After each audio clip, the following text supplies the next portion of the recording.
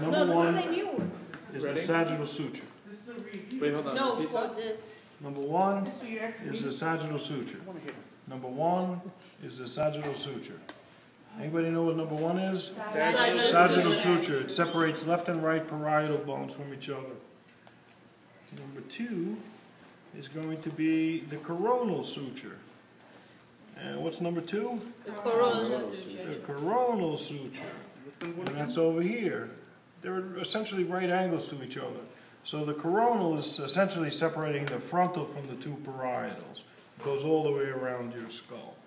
And then number three is going to be all the way at the back. And this is called the lambdoidal suture.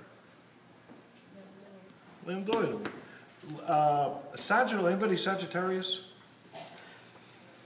Does anybody speak? No one's Sagittarius. So Sagittarius is the archer. What does an archer use?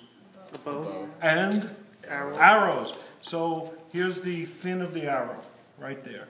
Here's the point of the arrow up there. So the crazy anatomists, they were on magic mushrooms when they were dissecting, and they named this, they saw this and called it the sagittal suture. Lambda is the upside down Y. So that's here. You see it?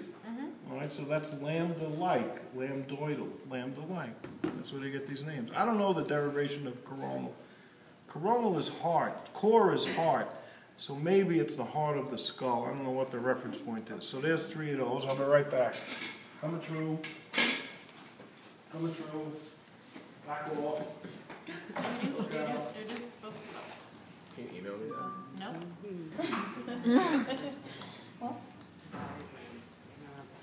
Okay.